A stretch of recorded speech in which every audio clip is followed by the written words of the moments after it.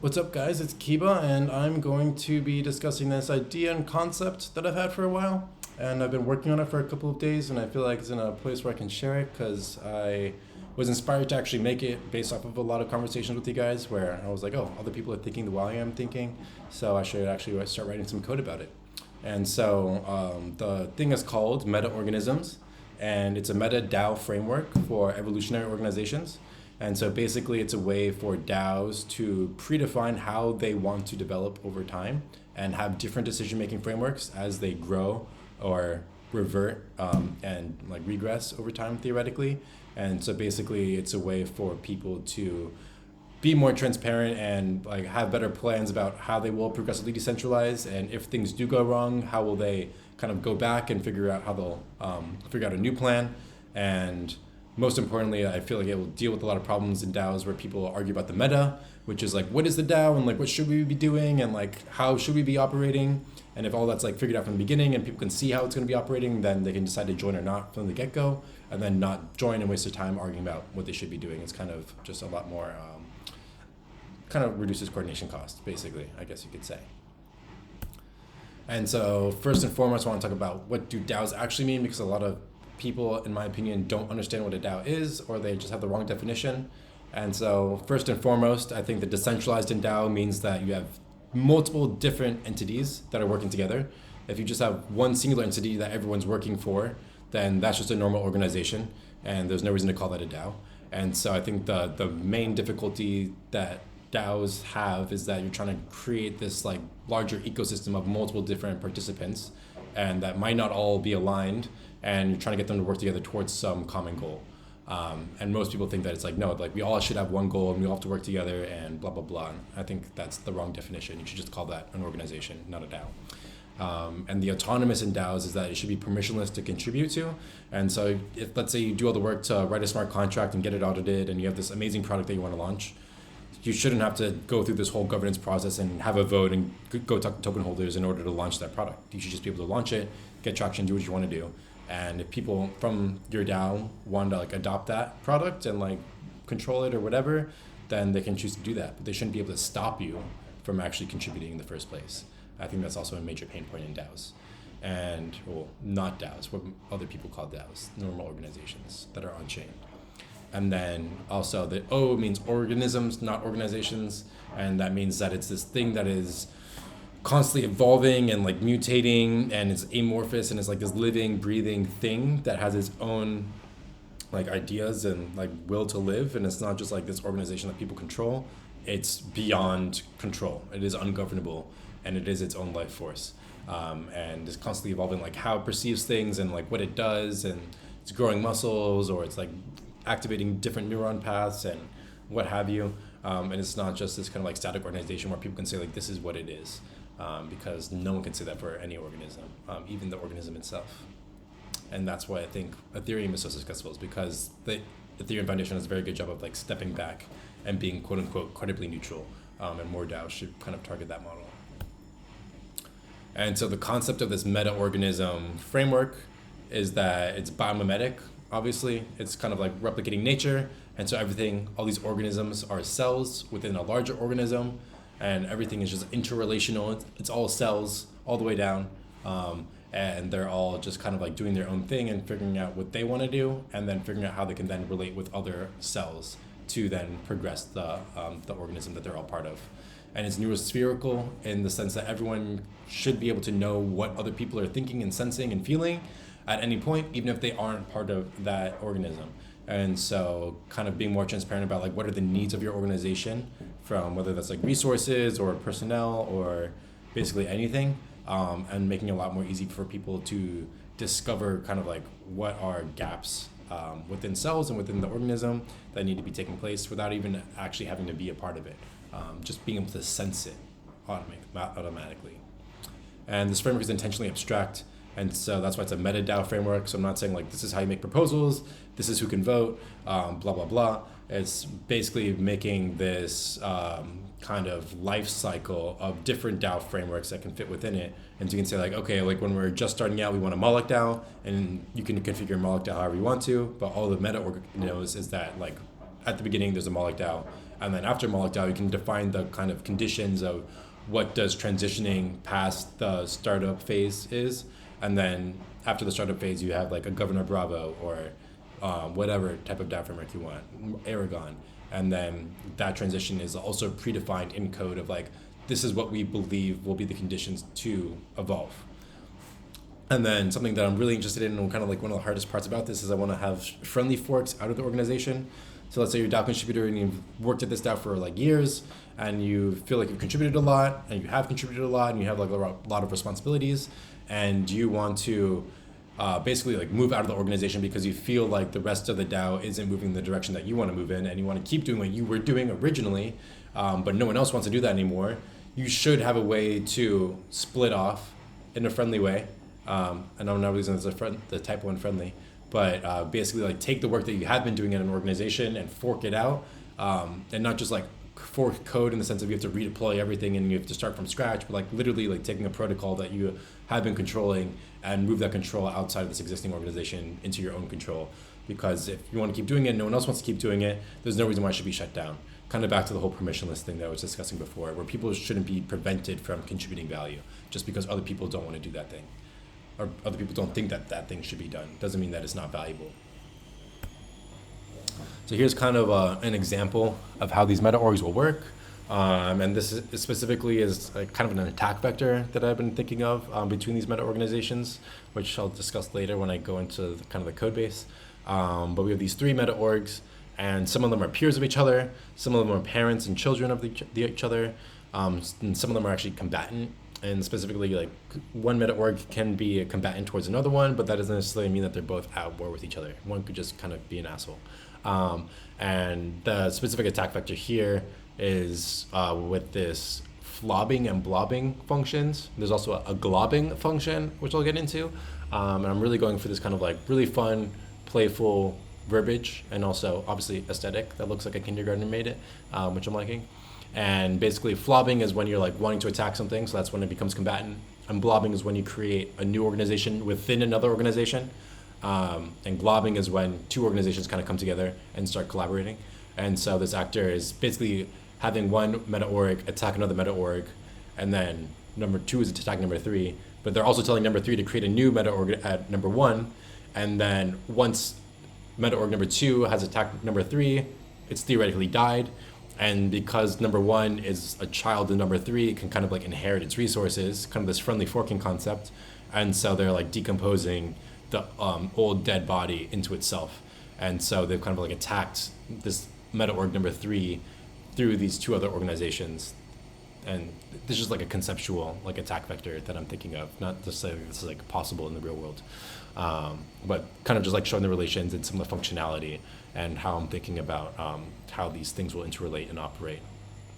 And then these little triangles over here, those are the souls of an organization, which each of these souls will be a new DAO framework. And so the meta-org is the Meta-DAO framework, and then they can like choose at which point in time they want to select one of these DAO frameworks. So one of these might be a Moloch DAO, this one might be a Governor Bravo, this one might be an Aragon, this one might be another Moloch DAO but with a different configuration, and what have you. And so you'll kind of transition between these different decision-making frameworks as your organism develops. And so kind of the features that I've already built in and like kind of more tangible things. Every meta-org is a safe protocol smart account, which I technically actually don't have done yet. And right now they're just normal smart contracts, but I'm trying to figure out how to make them plugins or modules for Safe Core. But also Safe Core isn't technically launched yet, so that's kind of a conundrum. Can't build something for something that hasn't launched or doesn't have like code defined yet. And then every soul is a DAO. And so the Meta-DAO or Meta-org is a Meta-DAO framework between these DAOs, the souls that I mentioned. And every DAO will make kind of an opinion on what is the decision-making process, what are the token economics, what is the organization structure, who are members, all the things that you think of like a typical DAO, yeah. And then every meta-org has this DNA-based access controls.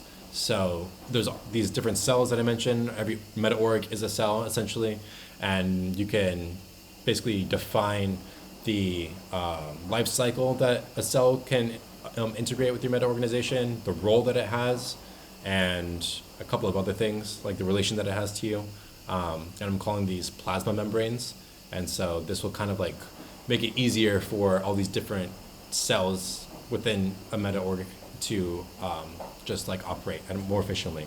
And I'm obviously doing this through HATS protocol because they're great.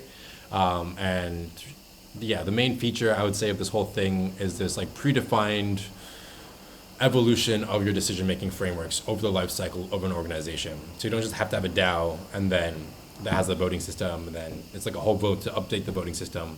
Ideally, it's like when you're launching it and you're creating the thing, you know what your conditions are for like upgrading or progressively decentralizing or whatever. So that could be like when we get to 10 team members, then we're gonna like switch over to this other model, or when we get to X amount of TVL, or there's any like infinite amount of ways that you can program it essentially. But these are like the main kind of 8 stages that I've laid out. When is it an idea? When do you have a prototype? When are you trying to get product market fit? When are you growing? When are you trying to spin out new sub-organizations or new products? When are you dying? And then when have you like become completely decomposed and like you've like shut down and you like distributed all the resources or whatever that you've gained and like backing out into the world. And then there's like 3 main ways for these cells and organisms to interact with each other. You can incubate new organizations within yourself, you can integrate with other organizations, or you can instigate other organizations. And I think instigating is important because there's a lot of people that we don't like. And I feel like it's just a useful signal for everyone to know who doesn't like who. Yeah, like I don't like this whole toxic positivity thing. If you don't like someone, just say you don't like them. And then that helps other people within your organization know who they should interact with. It's mostly like a reputation system. You can think of it like that, but between organizations. So if you don't want your children to be working with some other DAO that you know it's like a scammer, you can instigate that other organization, and now all of your sub DAOs will know that they shouldn't integrate with them either. And then obviously I'm doing the whole crypto stuff. Everything's immutable. So even when you launch the meta-organization, you've like predefined how everything will transition between each other. So even though it's a Meta-DAO framework, you can choose different types of decision-making frameworks. It's hard-coded from the beginning what those decision-making frameworks are and how you will transition between them. That makes it ungovernable, so you can't change anything once it's made.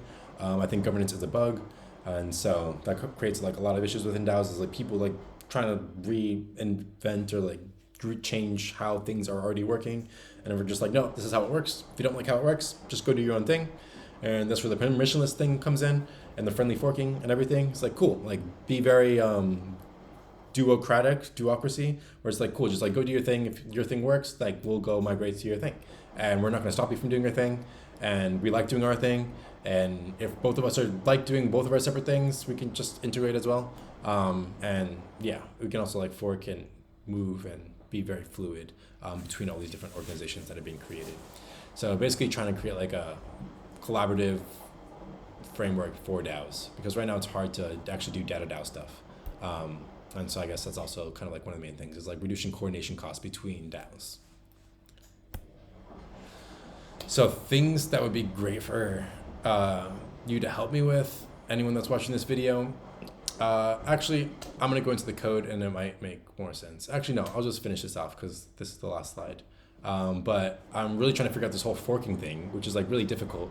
So like what are exit rights? And right now there's 2 different types of exit rights. There's mitosis, which is when you're within an organization and you kind of want to spin something out of an existing organization in a friendly way. Like, oh, we have a product or like a team that's like doing super well and we feel like it should just have more autonomy to do this thing for other people, not just us. And then there's also decompose, which is when you're like dying or just like not doing well and people kind of like want to take resources from you because they feel like they'll be better used in some other context. And so those are 2 different types of exiting. And you can exit with assets, which could be like the treasury or tokens or NFTs or reputation theoretically. Or it could also be like governance and ownership rights over products and protocols. And yeah, that's kind of like a hard thing to figure out. And ideally those will be defined in souls. So at different points of time in the organization, people can have different rights to exit. And then wrapping existing DAO frameworks into souls. So I've defined like my own interfaces for these kind of functionalities, and so just figuring out if those interfaces make sense and if they actually work with other DAOs or existing DAO frameworks, and then actually writing the code to kind of just like do loose wrappers so that whatever, Governor Bravo can easily just join a meta org without having to redeploy or migrate or whatever. And then generally managing resources within an organization. So like, how do you control like token issuance within a Sol, or like what is like staking? I'm not calling it staking, I'm calling it signaling, because I feel like staking has this like security or like financial connotation with it, which I don't necessarily want. And doing all that through Sol. So like at different points in time, you can have different resources that you feel like you need. That's what this libido is, this dynamic libido. And so let's say you're a startup and you're like just 2 people, you don't really need cash, you more of like want reputation, let's say. So how can you define that you want people to give you reputation instead of cash? But like later on when you're growing and you have like a team of 100 people, you want more cash so they can pay people's salaries and be more sustainable.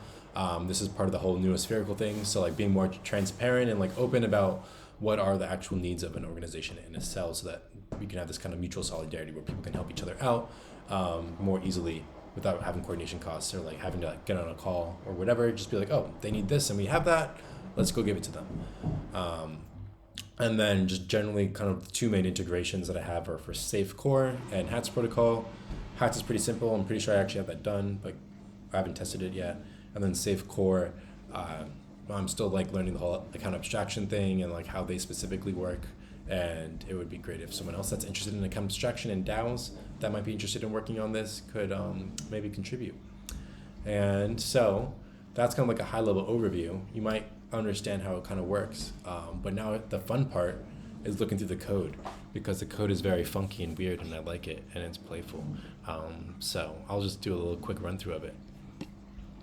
So the main file for some of the functionality is called panspermia, which I forget who introduced me to that concept, but it's basically the idea that life came from space and like came on an asteroid, and yeah, basically like there's life outside of Earth, and Earth was actually incepted from just like asteroids and things that fell. And so the idea with this file is that it's like completely unstructured. It's not a construct, it's not a library. It's just a bunch of free variables and free functions that are just like the building blocks of life that are floating around in there. And it's our job to bring together the building blocks of life into actual organisms. But it starts with panspermia. And so we have the different life cycles that an organization can go through. And there's 8 of them. I feel like that feels sufficient. Like you can do enough with 8 that has just like enough diversity to kind of go through everything. So there's inseminating, which is basically just like I have an idea, trying to work on it, but you know, maybe I don't work on it. It's just, you know, there. There's incubating, which you have the idea, you're already working on it, you have a prototype, you're just trying to make it a thing. And then there's exploring, which is like cool. Like we have this thing, we're like going out into the world, like we're seeing if people like it or like who can use it, or we're just like generally kind of like figuring out our space, basically finding product market fit. And then there's growing, where you've like gotten product market fit and you're like full speed ahead, you're incentivizing people, like full on liquidity mining, blah, blah, blah. And then there's reproducing, where it's like, cool, you have like massive success, you've got like this successful product, you probably want to make more products. How do you like have those other products not affect your existing organization? Essentially, like you already have a good thing and it's working, but the new things are obviously going to get in the way of the old thing. And so how can we kind of have this phase where you're either figuring out how those can coexist or how they can separate, ideally separate. That's why it's like deemed reproducing. And then have these multiple different entities that are then related and working together towards a singular common goal, but they are also separate. And this is where the blobbing comes in. And then you have dying, where it's like basically somewhere in all of these, something happened and you failed and you're dead. And yeah. And then recycling is when once you've died and people are just kind of like, cool, like there was something there, let's try to figure out how can like reuse that. Whether that's taking over a protocol so that you can kind of keep the TVL and the users, or you have a treasury that you're maybe like staking or something, and you're just trying to like move those assets somewhere else where they can be more productive or utilized better by another organization, what have you. And so yeah, you have to die and then you get decomposed. And those are definite parts of this framework. Life and death of DAOs. It's been a thing. I've been to a couple of workshops and talks with people, which is why I felt like it was a need to actually build this, because I've had the idea for a while. And a bunch of other DAO people were like also talking about it. So thank you guys for pushing me. And then you have different roles within an organism. these are definitely not definite. They can definitely change. But there's plasma, which is basically like creating stability within an organization, like blood plasma. And I won't go into all of these because they're probably going to change. It's not worth it. But kind of just defining different roles and operations and what have you that people would do within an organization. And then these basically, the life cycles and the cell roles kind of get combined into this helix structure, which the helix is like the DNA of a cell within an organism. And then every helix maps to a, where do we have it? Every helix maps to a HATS protocol hat. And so basically every DNA, which is like when can you operate and how can you operate and what can you operate on, is just a hat. And so you can also issue multiple hats. So you can have like multiple treasury teams or multiple treasurers or multiple product people that are managing different parts of the protocol. But importantly, this helix DNA structure is mostly empty, or there's room for redundancy, is what I would say. Or maybe I wouldn't say that, but I haven't defined all the data that it needs to be in there yet. So there's a lot of room to make this more granular of like how are we identifying different components within an organism. So there's like when can you operate and what can you operate on and how are we related to you. But I'm sure there's a lot more things within the taxonomy that we can be added here. And it's pretty small. And this is called Uint encoding, which I won't get into because I'm sure most of you guys aren't developers, so you won't even understand it. But basically, this is like a super efficient way to represent this type of data. And it's also cool. And then signaling here is basically like you can signal that a certain cell should have this helix structure, or that a specific cell wants to be part of the organism, or that the organism wants a specific cell to be part of it, I guess you could say. It's basically staking. So it's like how much have people staked to this cell to be part of it, the organism. And then there are resources, which also isn't quite done yet, but basically figuring out what are the different things that you need to operate and how much of it do you need? What is your burn rate, actually, not your runway. And yeah, so your runway is the recommended daily dose. Your current dosage is like, what do you have right now? And yeah, you can do the math on that. And then, yeah, basically all of these things combined lead to your organism's DNA.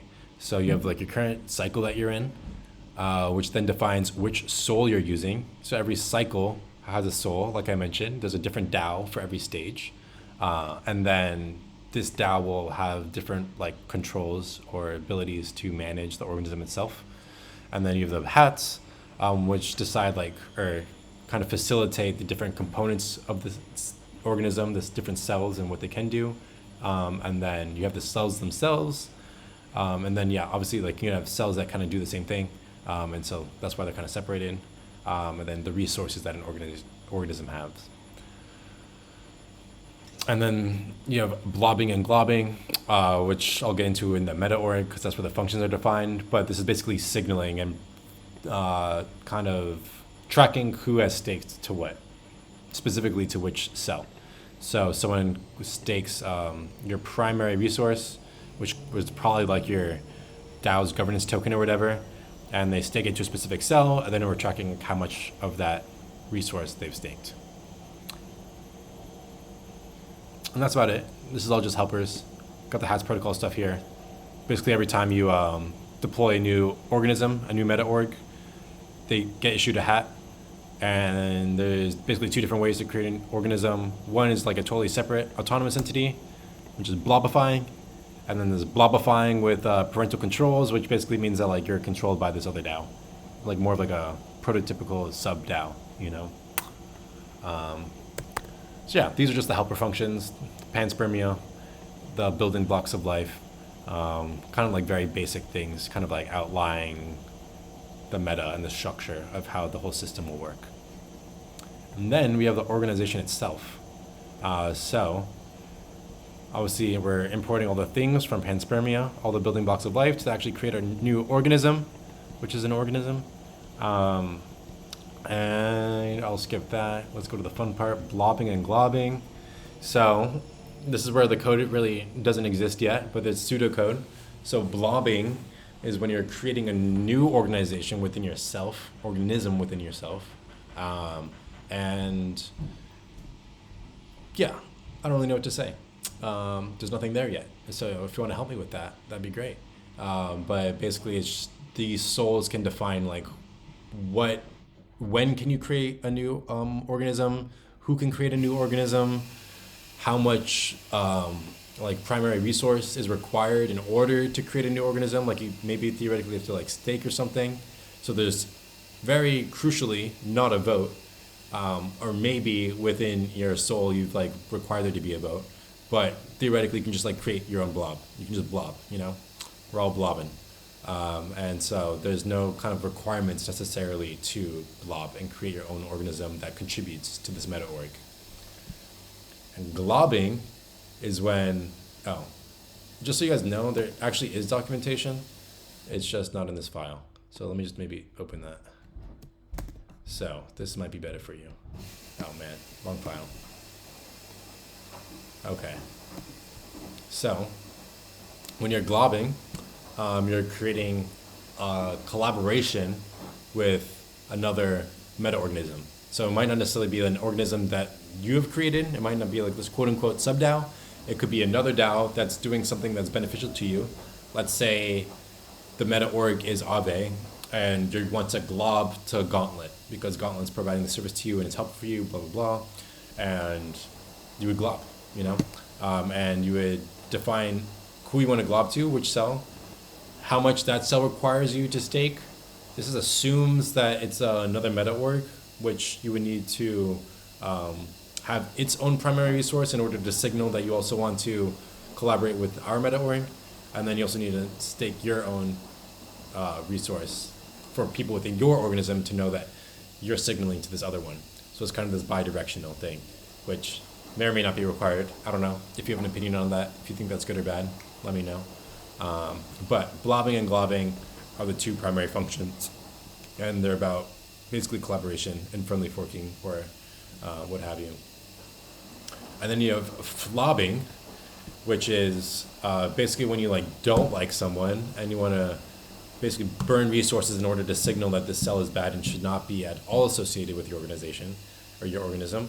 And eventually I think you'll be able to like outright attack certain cells, which I don't know how that would work, but it's an interesting concept, which I mean is just a vampire attack. Yeah, there's like, it's already a thing, but there's just kind of like no defined way to do it. People kind of do it ad hoc or like in a roundabout way. But I think it'd be interesting if you could like directly declare war on someone else. I think that'd be kind of a cool concept. And again, this is like totally conceptual. I don't really expect anyone to do this, but I think it's a good starting point. It's a good experiment. It's an idea, and it gets a conversation started. So yeah, here we are having the conversation. It's one-sided at the moment, but you can talk to me on Twitter or something.